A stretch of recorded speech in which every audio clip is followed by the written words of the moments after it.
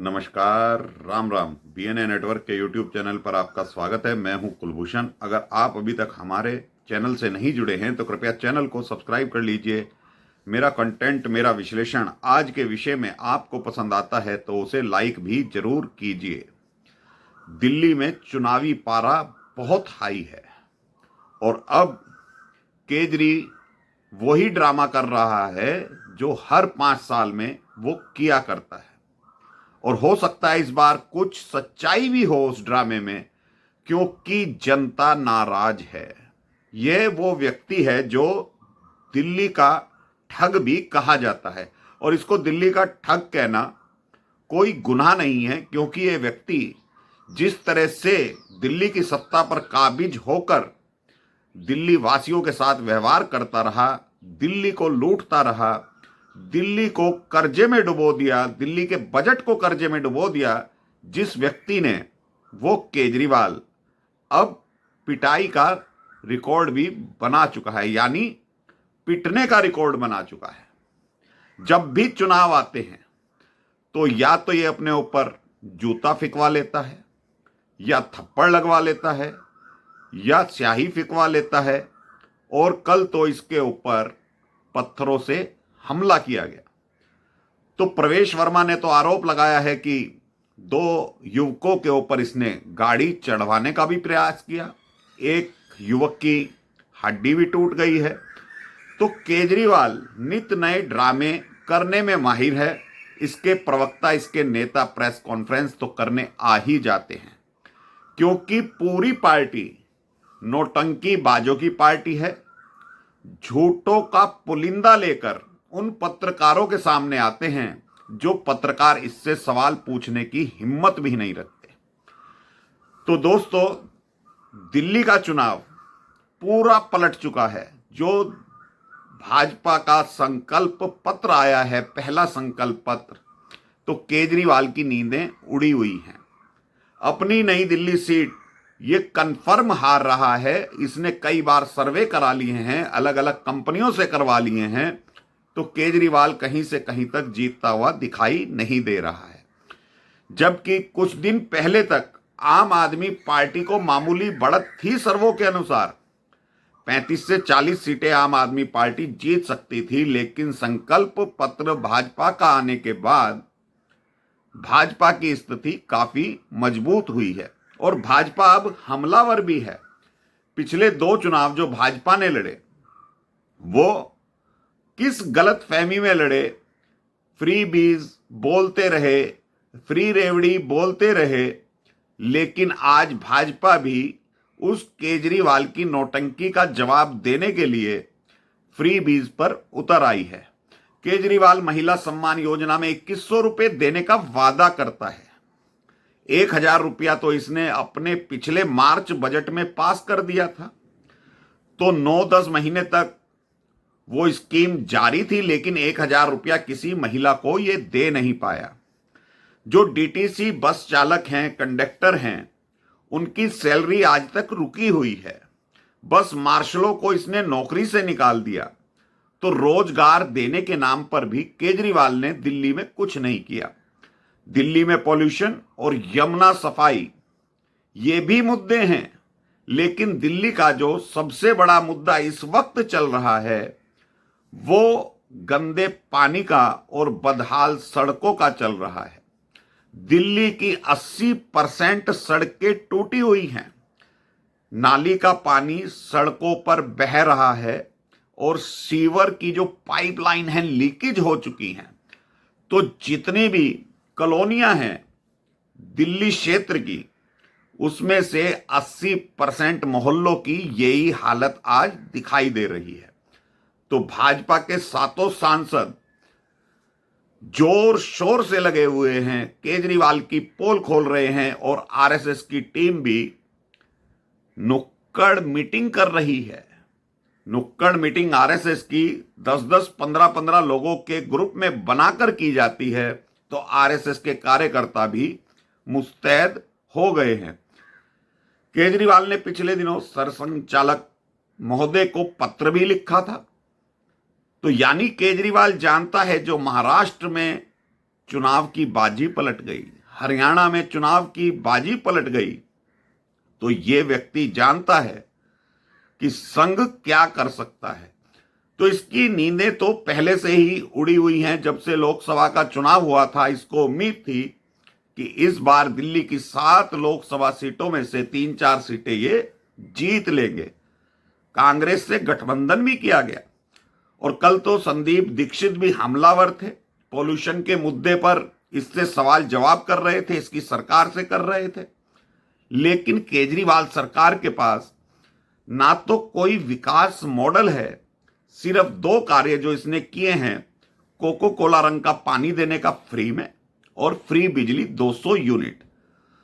तो भाजपा के संकल्प पत्र में भी 2500 रुपया महिला सम्मान के लिए देने का वादा किया गया है और कांग्रेस ने 3000 रुपया महीना देने का वादा किया है।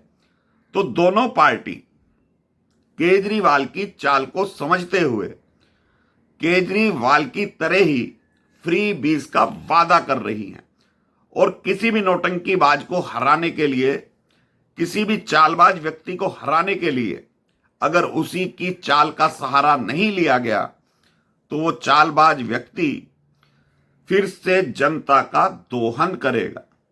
दिल्ली का जिस तरह से दोहन किया गया, राष्ट्रीय राजधानी होने के बावजूद दिल्ली के अंदर वो सुख सुविधाएं नहीं हैं जो बड़े बड़े शहरों में होनी चाहिए। क्या इसने दिल्ली को पेरिस बनाने का वादा नहीं किया था? सिंगापुर बनाने का वादा नहीं किया था? एक भी वादे पर ये व्यक्ति खरा नहीं उतरा। रोजगार देने के वादे पर खरा नहीं उतरा, साफ पानी देने के वादे पर खरा नहीं उतरा और झूठ का पुलिंदा लेकर इसके जो प्रवक्ता आते हैं कि हमने मेट्रो का इतना निर्माण करवा दिया, इसने कहीं कोई फ्लाईओवर, ब्रिज या मेट्रो का निर्माण नहीं करवाया है। सिर्फ फाइलों में कागज घूम रहे हैं। जो भी कार्य कर रही है वो दिल्ली में केंद्र सरकार कर रही है और फिर उस पर ये अपना पोस्टर चस्पा कर देते हैं कि ये कार्य हमने करवाया है। आरआरटीएस का मामला देख लीजिए, सुप्रीम कोर्ट को हस्तक्षेप करना पड़ा था।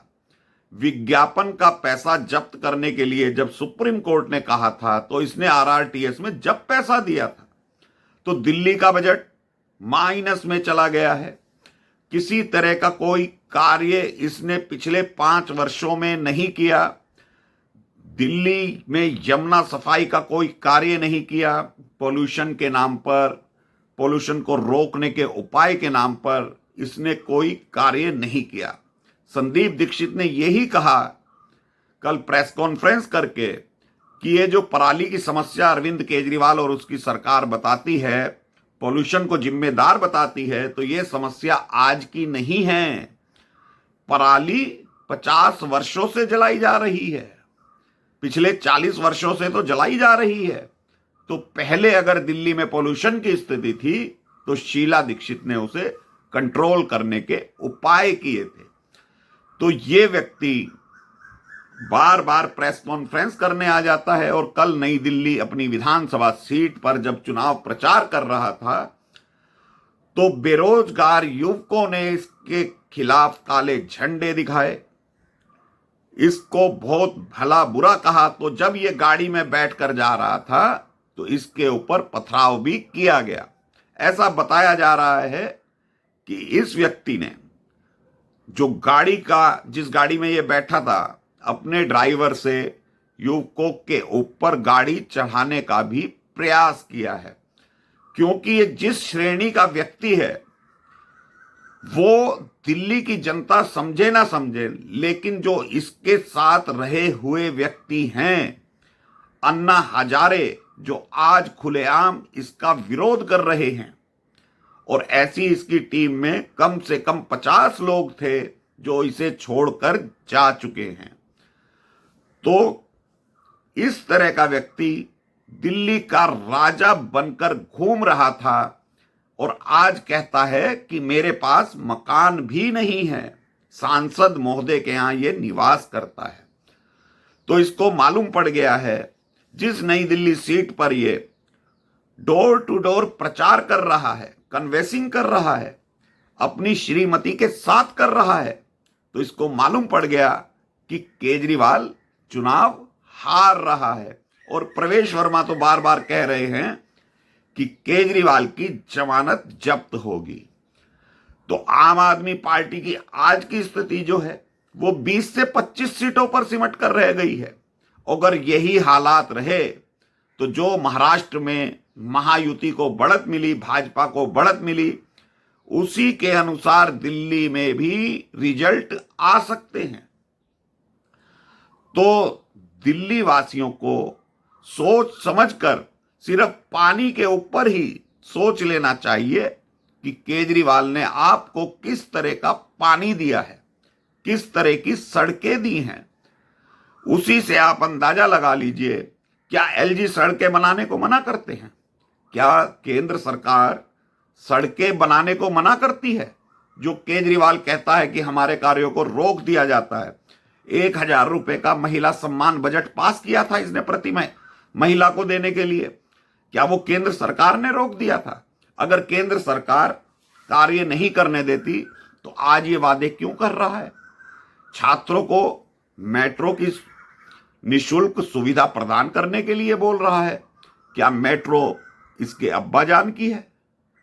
क्या मेट्रो जो झूठ बोलता है कि मैंने इतने 100 किलोमीटर का निर्माण करा दिया, तो इसने कोई मेट्रो का निर्माण नहीं करवाया है। ये सीधा सीधा आरोप संदीप दीक्षित ने कल अपनी प्रेस कॉन्फ्रेंस में लगाया। तो ऐसा व्यक्ति जो दिल्ली को ठगता रहा, दिल्ली में जितने इसने विकास कार्य नहीं किए उससे ज्यादा इसने शराबों की दुकान खुलवा दी, एक के ऊपर एक फ्री बोतल बंटवा दी, अपना शीश महल बनवाया। नोटेरी जो इसने करवाई थी, जो कहता था मैं सिर्फ 2 कमरे के फ्लैट में रहूंगा, तो 8 फ्लैट को तोड़कर अपना शीश महल बनाने वाला यह व्यक्ति बड़ी बड़ी गाड़ियों में घूमता है। तो रिकॉर्ड तो इसके नाम बन चुका है पिटने का।